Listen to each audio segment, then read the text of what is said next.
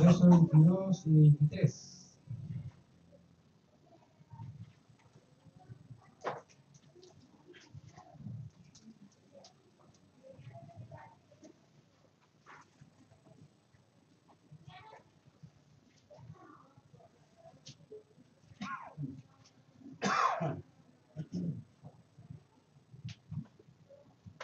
Gálatas capítulo 5, versos 22 y 23. Dice, más el fruto del Espíritu es amor, gozo, paz, paciencia, benignidad, bondad, fe, mansedumbre, templanza. Contra tales cosas no hay ley. Y hemos estado hablando este último tiempo sobre lo que es la iglesia y qué son los componentes que son indispensables dentro de una iglesia. Generalmente ya hemos mencionado que las iglesias que son más pequeñas siempre buscan como algo que les ayude a crecer, y hoy por hoy lo que se hace mucha metodología de telemercado, un sinfín de actividades en la iglesia que a la larga no sirven para nada, porque en realidad lo que hace crecer una iglesia es la palabra, es Dios añadiendo cada día a los que han de ser salvos.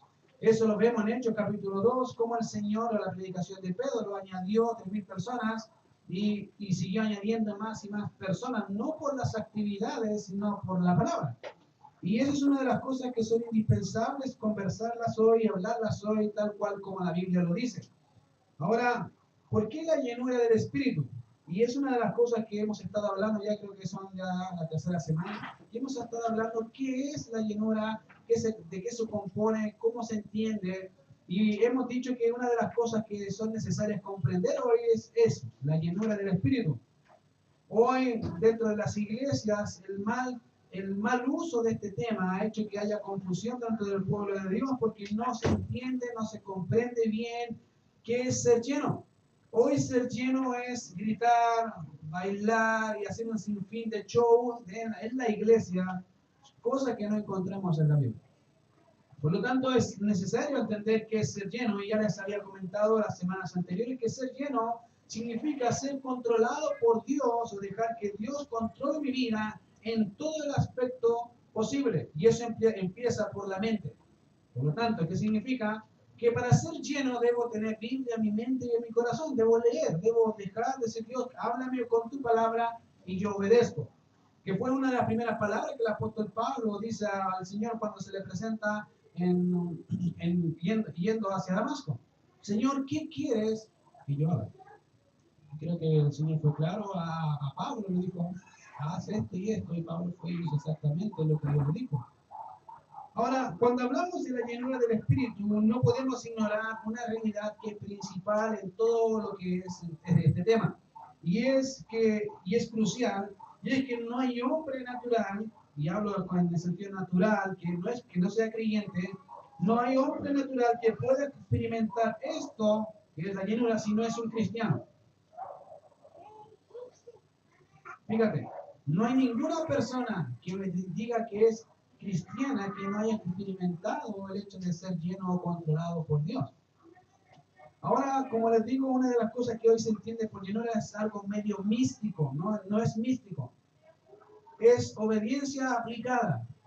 Si podríamos decirlo de una forma práctica, es cuando Dios te dice, mira, haz esto, y uno, ¿qué hace? Obediente, hace exactamente lo que Dios dice. Bueno, eso es lo que estoy diciendo, es que estoy dejando que Dios controle mis áreas de mi vida y controle cada aspecto de mi vida. Eso es ser lleno. Entonces, como les dije, una persona natural, una persona no creyente, no puede vivir esta realidad, y es una verdad que no podemos desmentir. Y esto es porque es el Espíritu Santo el agente primario en la obra de llenarnos. Por lo tanto, para ser lleno del Espíritu se debe nacer de nuevo.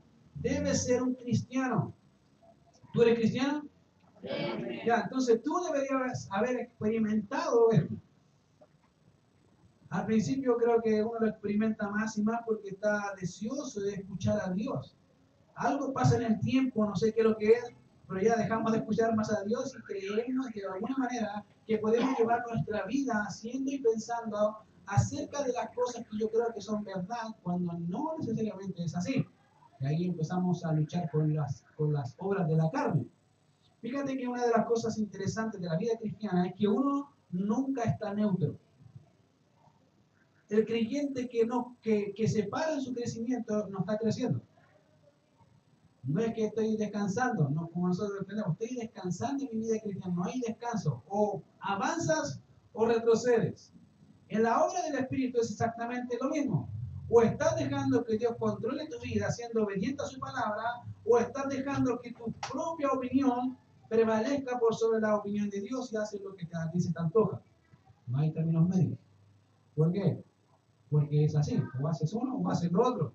No hay una razón particular. Generalmente nuestras vidas son así. Ahora, fíjense que ser lleno se deben hacer de nuevo y hay que ser un creyente. Y si pudiéramos pensar en ejemplos de esto, podemos verlo una y otra vez en Hechos, cuando leemos todos los que habían creído, estaban juntos y tenían en común todas las cosas, Hechos 2:44, o también lo que vemos en Hechos 4:32, cuando dice, y la multitud de los que habían creído era de un corazón y un alma, eran uno en todo sentido. Fíjate que dentro del ser lleno, no solamente involucra actividades que son fruto de lo que Dios está haciendo en el corazón, sino que implica comunión y unidad en la iglesia. Dice ahí dos pasajes muy claros, todos tenían en común todas las cosas y tenían un mismo alma, un mismo corazón, porque tenían un mismo espíritu. Y estaban dejando que ese espíritu gobernara la iglesia, gobernara el corazón de cada persona para que eso hiciera unidad. Fíjate que una de las cosas que el Señor les dijo, que el Señor dijo en Juan capítulo 15, que ellos sean uno como tú y yo somos uno. Fue la oración del Señor. Y esa unidad se logra únicamente en Cristo Jesús. No hay otro. Y esa unidad se va a lograr cuando seamos obedientes, sumisos a Cristo Jesús. De lo contrario, no va a haber unidad. Y pasa todo lo contrario. Empezamos a actuar en las obras de la carne. Fíjate que la comunión o estos ejemplos de hechos son claros ejemplos de la comunión y la unidad que existe entre el pueblo de Dios cuando éste está controlado por el Espíritu de Dios. Ahora, por eso hay una tremenda verdad que aquel que es hijo de Dios no puede disfrutar de comunión con aquel que no es hijo de Dios. No hay comunión, no hay relación entre un incrédulo con un creyente. No puede haber, creyente. Podemos compartir, sí, pero nuestra forma de vida, nuestra conducta, nuestra forma de comportarnos es muy diferente, debería ser diferente. No puede haber comunión entre Cristo con Belial. Nunca Cristo, fíjate, nunca Cristo tuvo buenas relaciones con religiosos. De hecho, su mayor ataque en todas las escrituras, en los evangelios, son contra los religiosos. Contra gente que ponía cargas y cargas, pero vivían hipócritamente. No sirve. El Señor fue, lo primero que atacó fue a ellos, fue su primer enemigo. ¿Y por qué? Porque ellos pensaban que eran creyentes en Dios. En realidad no eran. Vivían apariencia. Y esa es una de las cosas que hoy en las iglesias lamentablemente ocurre. Pero ya hemos visto que el fruto del Espíritu no es una obra netamente humana, queridos, y esa es una de las cosas que quiero dejar claro. No es una obra netamente humana, sino que es una obra divina en la que los hombres están involucrados en ella. Es Dios obrando en ti y tú dejando que Dios obre en ti. No sé si me entienden. ¿Qué significa? Fácil.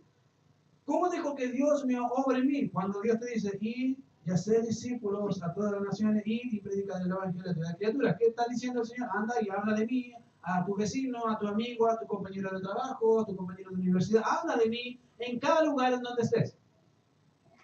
La parte práctica de esto es hacer lo que Dios dijo que haga y denunciar el evangelio a todas las criaturas. Cuando hago eso, lo que estoy haciendo es que Dios controle mi mente y mi corazón para hacer exactamente lo que Él quiere que haga. Y ahí hay bendición. Eso es. No sé si lo encuentran difícil, yo no lo encuentro difícil, pero voy a verlo el sábado si es difícil. Como hay evangelismo, voy a ver quién entendió el mensaje. Porque ahí está. Es súper práctico. Es práctico. No es místico, no es que si siento que debo ir. No, querido.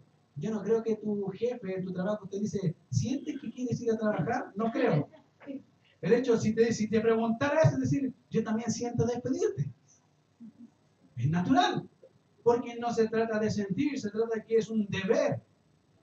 Y Dios nos manda y nos dice, esto debes hacer. No hay opción. Es tu deber como creyente. Es tu deber como creyente orar.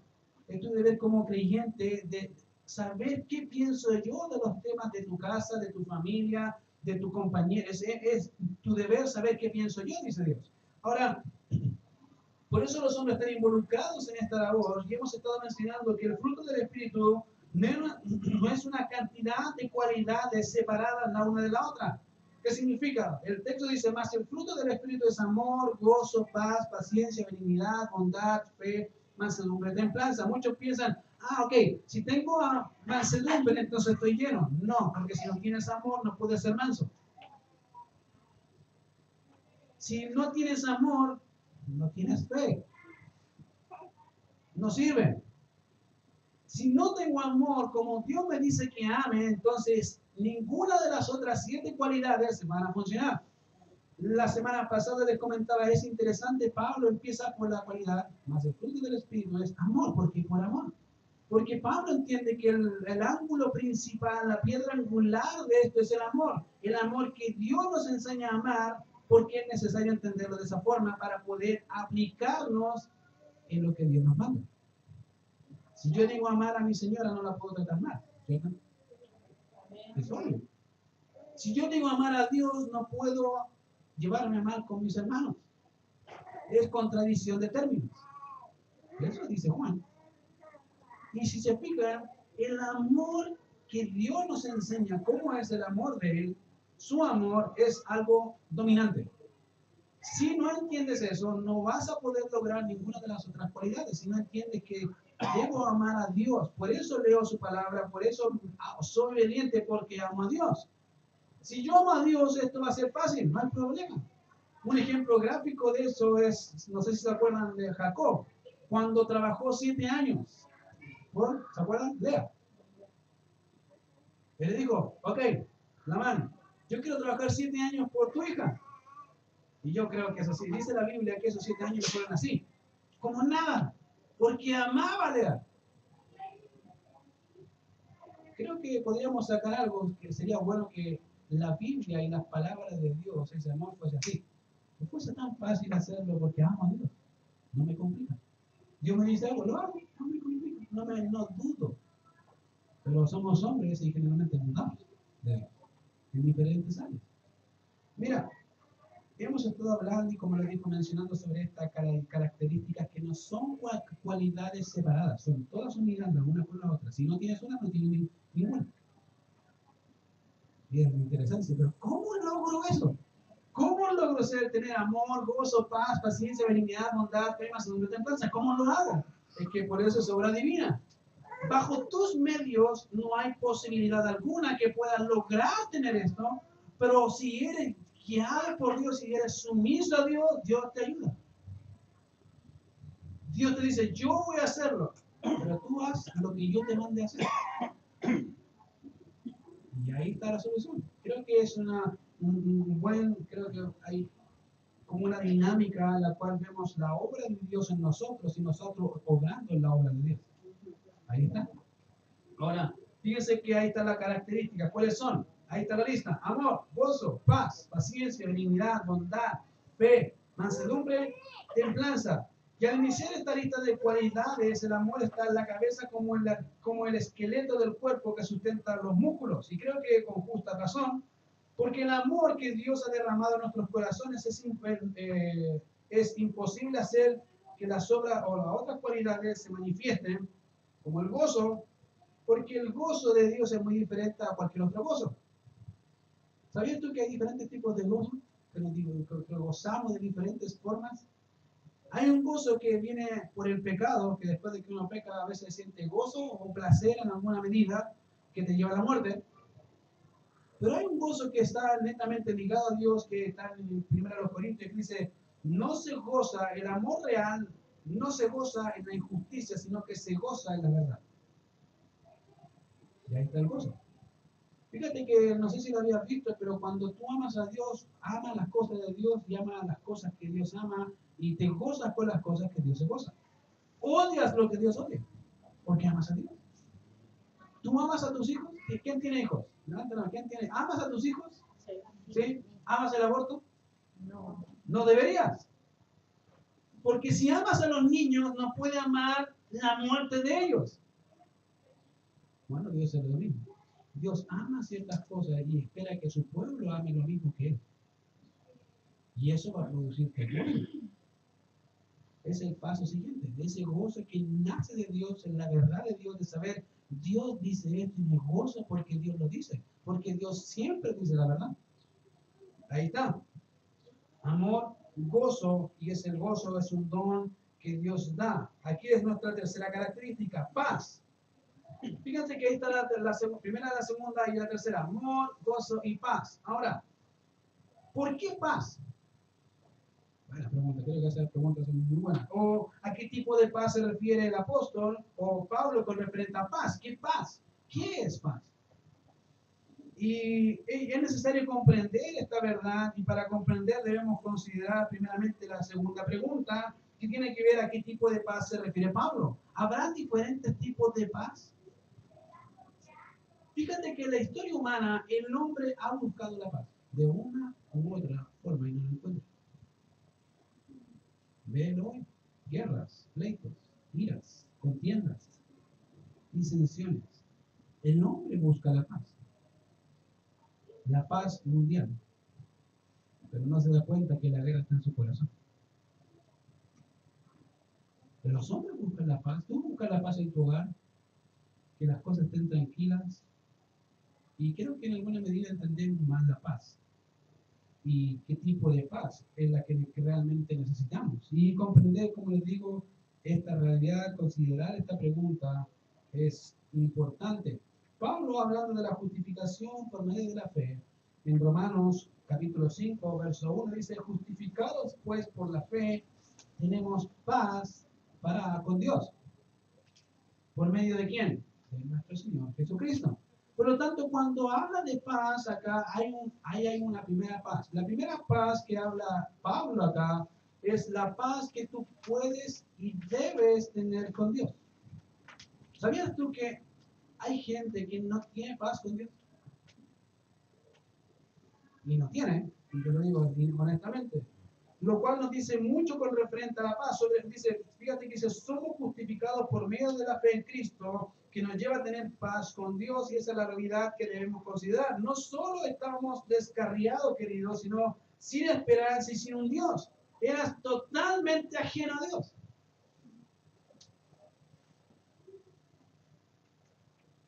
En este mundo no tenías una relación con Dios, sino que continuamente declarábamos la guerra a Dios con nuestras propias vidas. Fíjate que en Juan capítulo 3, verso 36 dice, el que cree en el Hijo tiene vida eterna, pero el que rehúsa creer en el Hijo no verá la vida, sino que la ira de Dios está. Fíjate, dice está, no dice que estuvo, no dice que estará, está. La ira de Dios está sobre aquel que rehúsa creer en Cristo.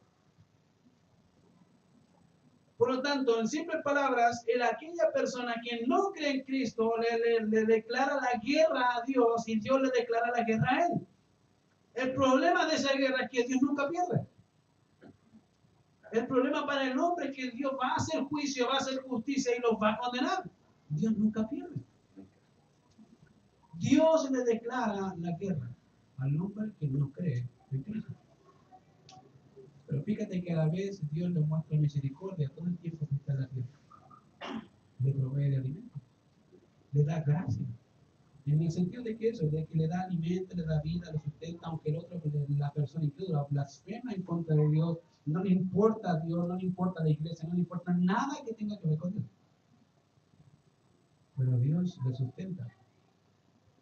Y ahí vemos la paciencia de Dios desplegarse hasta el día de su hijo. Fíjate que eso es realmente lo que vemos acá, la paz con Dios.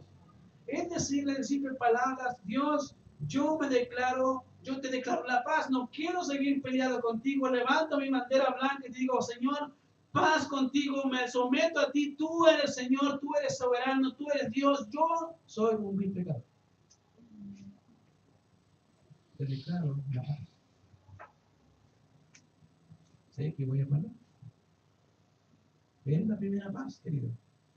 Como te decía, la persona que no es creyente no puede gozar de este beneficio que el creyente sí tiene, que es ser lleno, ser controlado por Dios, por medio de su palabra. Porque rehúsa eso. Si no tiene eso, imposible. De allí que Cristo es nuestra paz con Dios. Él es nuestra bandera de rendición y por quien tenemos paz con Dios. Es Dios diciéndole, mira, Cristo es tu medio, no hay otro. En Él tenemos paz con Dios.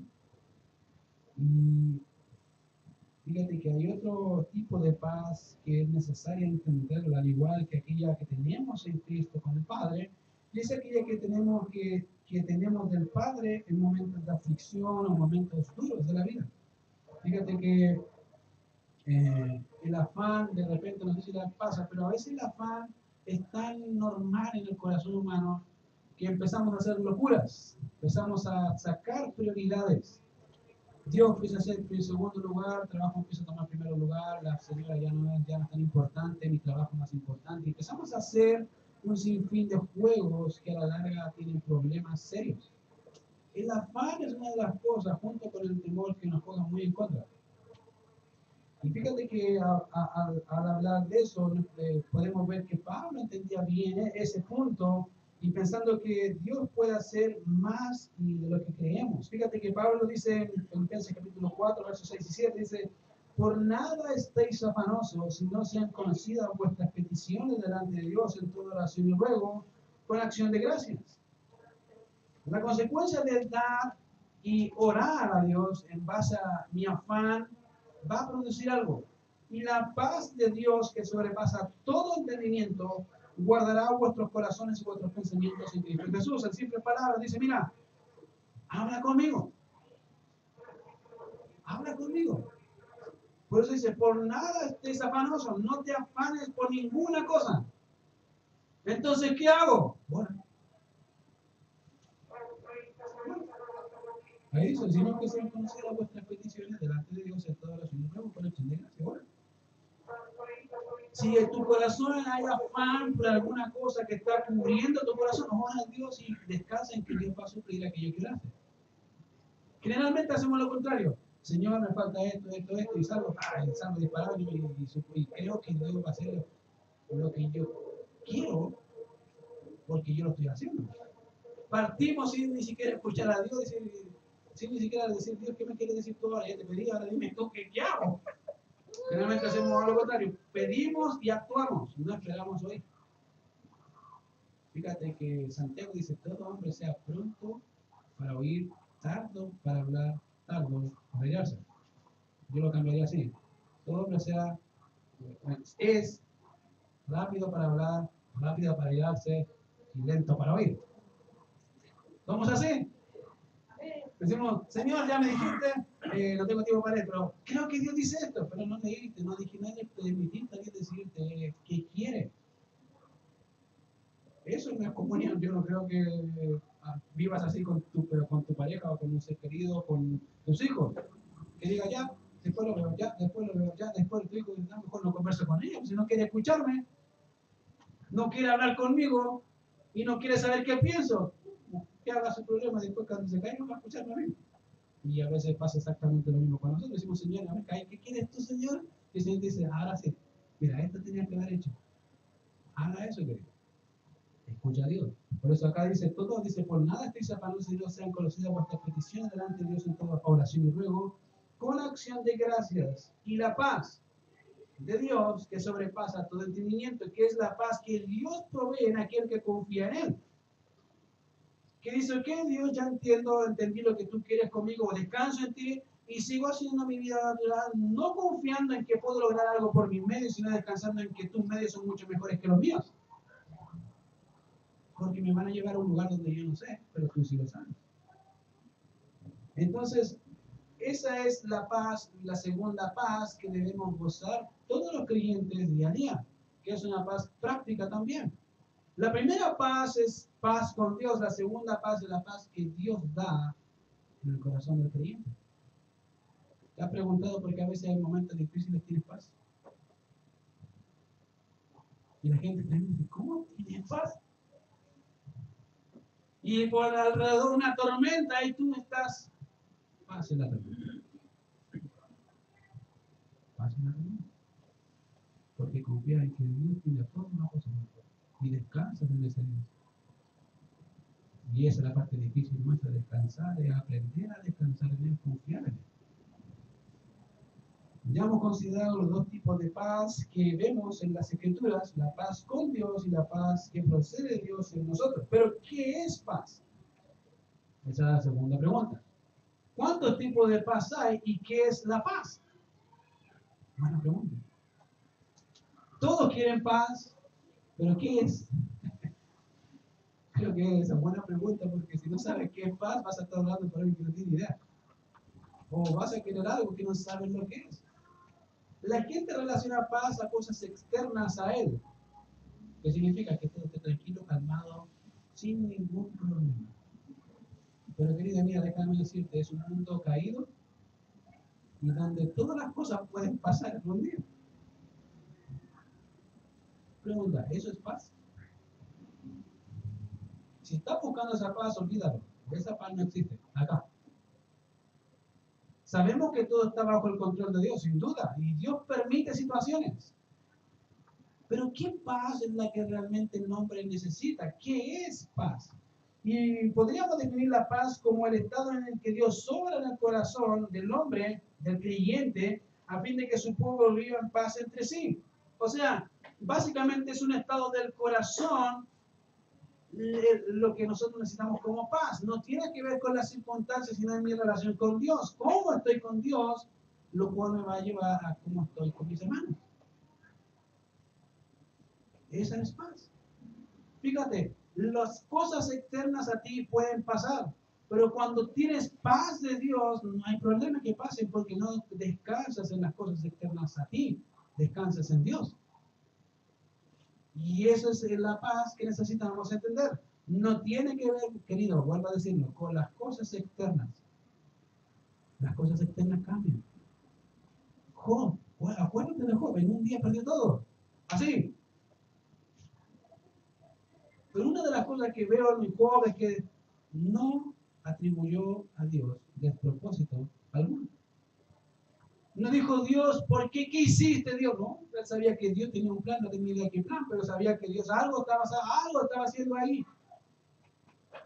No atribuyó a Dios algo que no supiera. Él sabía cómo era Dios. Y creo que en medio de la tormenta tenía paz, aunque muchas dudas tenía en su corazón. Preguntas que tú las puedes ver en el libro. No entendí. Ahora, fíjate que esa es la paz que debemos considerar y cómo no estimarnos de esta manera. Si aún vemos su contraste en las mismas palabras de Pablo, es decir, y fíjate, y manifiesta obras de la carne que son enemistades, pleitos, celos, iras, contiendas, disensiones. Tienen que ver con relaciones humanas. Ve el contexto, fíjate, dice, estas son las obras de la carne, estas son las obras del espíritu. Las obras de la carne son disensión, pleitos, celos, iras, contiendas y un sinfín de cosas que van a pasar. Las obras de Dios no. Es amor, gozo y paz. ¿Paz entre quién? Paz entre el pueblo.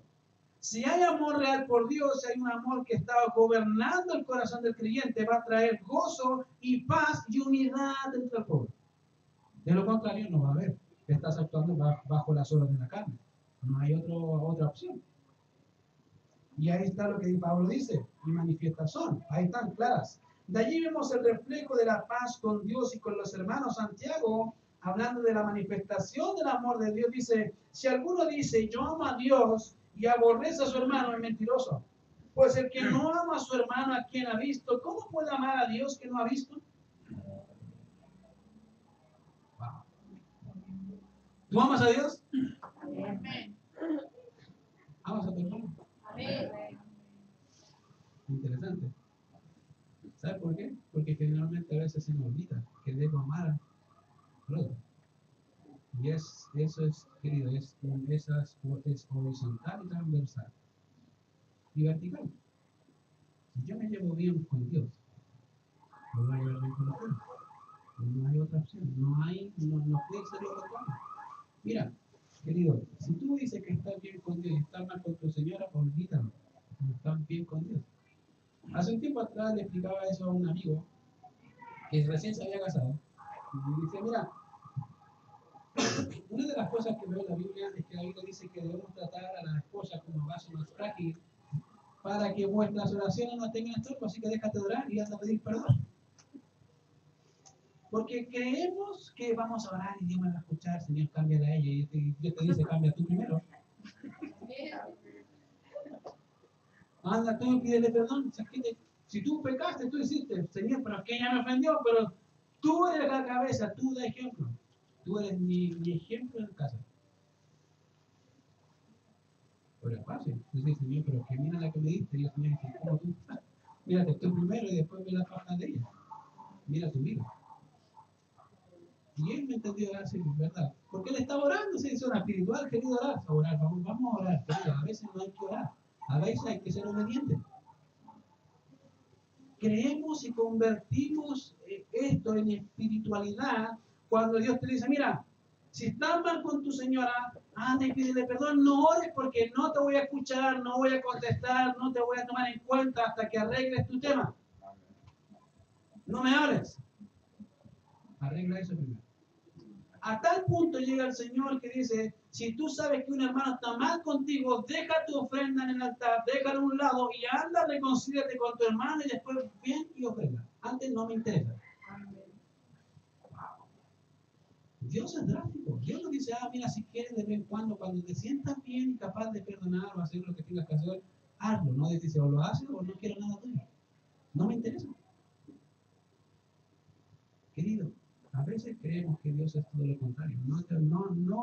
No pienses eso. Creo que acá Santiago fue muy claro. Si alguno dice que ama a Dios y aborrece a su hermano, mentiroso. Está mintiendo. ¿Por qué? Porque no ama al hermano. Entonces, ¿cómo puede decir que ama a Dios, que no ve, y aborrecer al hermano, que es hijo de Dios, y no ve? Eso no concuerda. Ahora, fíjate que, por lo tanto, no podemos decir que tenemos paz con Dios cuando en realidad en el corazón se libra una batalla contra el hermano, querido. No, eso no funciona. Si en tu corazón está la batalla, ríndete. Porque generalmente esas batallas son por orgullo, por egolatría, y puras cosas que no sirven para nada. Que la larga es querer ganar yo la batalla que tengo con tal o cual persona. Está lo mismo. Mejor ríndete. Una cosa que aprendí leyendo una vez un libro fue, no me acuerdo qué autor dijo lo siguiente: la persona que está en el suelo no tiene miedo a caerse. ¿Es verdad? La persona que vive humillado porque sabe cómo es, puede pedir perdón sin problemas porque no tiene problemas con eso. Pero la persona que cree que es algo más va a tener serios problemas porque se va a caer y Dios va a permitir que se caiga, que pise tierra y diga, Señor, perdóname porque yo pequé. El otro no, el otro está consciente de que es pecador y que debe pedir perdón y que debe amar y que debe hacer lo que debe hacer. No tiene miedo a caerse. Porque estamos solos siempre. Y ahí está el problema con nosotros, que de vez en cuando nos levantamos la cabeza, queremos ser un poco más. Y Dios se encarga de bajar la cabeza y decir, no, abajo. Ley para el soberbio y gracia para el humilde. Y a veces Dios te aplica ley para decirte, se humilde. Y ahí está el problema. Ahora, como les digo, por eso los hermanos en Hechos tenían en común todas las cosas, porque tenían el mismo Espíritu de Dios obrando en ellos y dejando que controlaran sus propias vidas. Por eso yo me imagino, o sea, la iglesia en Hechos debe haber sido espectacular ver a todos los hermanos amándose, cuidándose y velando por el otro. Qué espectacular. Hasta que en Hechos 6 empieza el problema. Pero hasta el Hechos 5, todo bien. Y todos tenían en común todas las cosas, se compartían, se ayudaban, porque entendían. vivían. Ahora, de allí es donde nace la siguiente cualidad como fruto del intrínseco de la paz. Y fíjense que 1 Tesalonicenses capítulo 5, verso 14 dice: también os rogamos, hermanos, que amonestéis a los ociosos, que alentéis a los de poco ánimo, que sostengáis a los débiles, que seáis pacientes para con todos. Y sin duda esto es sobrenatural. ¿Cómo puede hacer eso? ¿Cómo podría amonestar a los ociosos con un corazón recto y lleno de amor, sino por el Espíritu? No podría. Yo les pegaría un papel, trabaja flojo, ocioso, pierde el tiempo. No, no, al contrario. ¿O cómo, quién, qué persona o quién podría alentar a otro si no está en comunión con Dios? ¿Cómo yo puedo alentar al otro si yo estoy peor que el otro? ¿O quién podría sostener al débil si sabe que él también lo es? Ambos van a caer. ¿Y quién podría ser paciente con todos si somos impacientes con los demás? ¿Se fijan que es de Dios todo eso? No puede hacer, no se puede hacer. Si no les digo, Señor, quiero que mi mente te llene de tu palabra, para que tú controles mi vida con tu palabra. Por eso nosotros queremos que los hermanos y que todos siempre vean, Biblia, ¿qué dice la Biblia? Son los pensamientos de Dios para nosotros. Son sus obras para nosotros, porque Él sabe siempre lo que es mejor. Pero cuando no sé lo que dice, ahí es donde yo debo averiguar qué dice. ¿Qué quiere Dios que haga en este punto? No sé qué hacer, pero quiero saber qué dice Dios que hacer. Y es difícil a veces porque no queremos a veces o no tenemos tiempo. Pero algo me ha aprendido en el poco tiempo que llevo, que el que no quiere, la persona que no quiere aprender no es porque no pueda, es porque no quiere. Porque el que quiere siempre va a ser selectivo para aprender. Siempre. No importa lo que haga, va a ser un espacio para poder aprender algo. Así se hace con todo. Si a ti te gusta algo, vas a dedicarle tiempo, aunque no tenga que gustarte más tarde, aunque tenga que trasnochar un poquito, no importa. Porque me gusta, quiero hacerlo. Pero generalmente con la Biblia no es así. Generalmente la Biblia es la última lista, es la última cosa de la lista. Ah, justo se me olvidó leerla. Pero hiciste todo porque no es que esté cansado. Bueno, ¿qué pasa? Por eso siempre es bueno leer la Biblia. Ahora, podríamos alentar a los demás por nuestra propia fuerza, no se puede, querido. Esa es la siguiente cualidad, la paciencia. ¿Eres paciente? Yo les digo, yo no soy tan paciente, a veces cuento. ¿Cuántas ovejitas? Una. Todavía aprendí a contar hasta 1000. Hasta 10 no me servía. Pero hasta 1000 me acuerdo que no, hasta 1000. Eso me ha ayudado más. Pero no somos por naturaleza pacientes. Ahora, podríamos tener una mejor traducción de la palabra aquí, paciente, que sería longanimidad. Longanimidad tiene que ver con la capacidad de soportar a las personas. Paciencia tiene que ver con las circunstancias. Longanimidad es capaz de sobrellevar a la gente. Esa es la traducción literal. Ser una persona así, que tenga longanimidad, que sea capaz de poder soportar al hermano que mucha que hincha al hermano, ya tengo que contar esto. Y eso es longanimidad. Pero si no tienes amor, no vas a ser así. No vas a ser una persona paciente o con esta capacidad de poder soportarlo. ¿Te cuesta soportar a veces a que está al lado tuyo? ¿Sí? ¿Cuesta? Porque mucha que maestra y maestra. ¿Hiciste esto? Y toda la semana escuchando a la señora, ¿hiciste esto? Y hoy nos contaron así. Ya sí lo voy a hacer. Pero lo hiciste, no, mañana lo hago. Lo hiciste, oh, y uno empieza a contar hasta 1000, señor.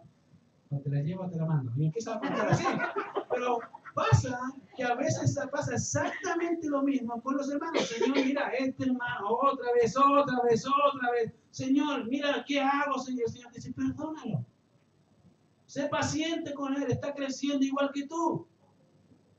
Pero, Señor, mira lo que hace. Y tú haces lo mismo. Sé paciente. Como yo lo soy contigo. Y esa es la medida. ser paciente con los hermanos es difícil, por eso es obra sobrenatural. Y es así, querido, es la cualidad que nos cuesta porque no estamos tan acostumbrados a llevar a los otros. Con el tiempo, Dios te capacita más y más para soportar diferentes caracteres, diferentes personas, diferentes problemas que no son los tuyos, pero te capacitan. Y no es que nace así. No, ahora sí los amo a todos y los quiero a todos. No, los amo a todos y voy a llevarlos a todos. Todos somos diferentes y fíjate, un ejemplo gráfico de eso es cuando te casas. Cuando te casas, no solamente estás adquiriendo un compromiso de amar algo de la persona, sino a toda la persona como viene, con todos sus defectos y virtudes. Y uno dice, Señor, pero tiene muchos defectos, ¿por qué no te la cambio? No, tú dijiste amarla, ámala. Y ve la gracia mía obrando en ella y en ti. En ella cambiándola yo y en ti cambiándola a ti, soportándola a ella o al revés. Dios hace trabajos excelentes. Impresionante. Porque lo hace. Y lo hace con nosotros. Fíjate que hay un proverbio que dice, el hierro con hierro se abusa. ¿Sabes lo que es eso? Abusar. Cuando tú tomas un cuchillo con otro cuchillo, y puedes sacar filo. Para que eso sea mucho mejor. A veces Dios hace lo mismo con nosotros. Hierro con hierro se abusa. Oh, Señor, pero que este hermano, mira cómo va. Y uno dice, pero mira, y el Señor dice, pero te estoy abusando, ¿te duele? Sí, me molesta, me duele, no quiero. Y yo te dice, tengo que hacerlo para que aprendas a ser paciente. Amar a otro como es. No como a ti te gustaría. Querida, a mí me gustaría que todos fuesen ángeles. Para no tener ningún problema con alguien peca, que es genial. Pero no es así. Vivimos en un mundo caído, somos gente caída por el pecado, pero debemos vivir creciendo cada día más a la imagen de Cristo. Y eso nos motiva. Debería motivarnos a ser más como Él. Dice, Señor, hoy quiero ser más como tú y menos como yo. Quiero que mi yo muera y cada vez que yo quiera vivir, decirle, tú quédate en la cruz, para que Cristo viva. Y ese era un dicho que nosotros teníamos en la facultad, cuando estudiamos junto con los pastores, a veces teníamos un dicho con amigos, que decía, cuando veíamos que uno estaba actuando mal, estaba haciendo como que se estaba yéndole al lado mal, o sea, no te bajes de la cruz. Ups, ya. Y uno reaccionaba así, no te bajes de la cruz. Ahora básicamente mata a tu viejo, mátalo. Mira que se está asomando, el león ahí está apareciendo, mata a ese león porque es malo. Y deja que Cristo reine. No solo fíjese que eso es la paciencia que debemos tener con los demás o con los otros. De allí que se nos dice que debemos ser pacientes para con todos, lo cual desemboca en una corrección mutua en amor. ¿Por qué? Porque yo sé cómo soy. Si yo voy a corregir a otro es porque yo también sé cómo soy yo. Y debo tener siempre un corazón dispuesto a escuchar con humildad las correcciones y hacer cambios. O decir, mira, me equivoqué, perdón. Querido, si esas palabras no están en tu boca, vas a tener serios problemas. Te lo digo, serios. Empezando en tu casa, con tus hijos. Si tus hijos nunca te han escuchado pidiéndole perdón a ellos, vas a crear un monstruo de padre en su corazón. Tu hijo va a pensar que su padre es la perfección y que él no puede llegar a ser como su padre. Va a ser un niño frustrado porque su padre nunca le mostró, soy un pecador que igual que tú aprendo. ¿Es verdad? Cuando los hijos no ven que somos humanos, ellos piensan que se empiezan a frustrar. Como a cualquiera de los aquí nos pasaría. Si vemos un superhombre que no peca, que es santo, que dice, oye, ¿de dónde es? Este es marciano, un ovni. Arcángel no peca. Y empieza a crear frustración en el pueblo. ¿Por qué? Porque no peca. ¿Cómo no va a pecar si es un hombre igual que yo? Bueno, por eso es necesario a veces decir, Señor, perdón, me equivoqué. Pues parte de la vida, queridos. Y esas palabras, perdón, deben ser parte. Si no lo son, vas a crear problemas. Y ahí estamos. Amor. Y ahí de lo que dice Gálatas 5:22. Más el fruto del Espíritu es amor, gozo, paz, paciencia. Una cosa difícil, paciencia. Fíjate que no viene paz. La paciencia no viene si no hay paz, por si acaso. Tiene que haber paz con Dios y de Dios en tu corazón para que haya paciencia. Y después viene benignidad. Pero eso lo vamos a ver la próxima semana. Ahora.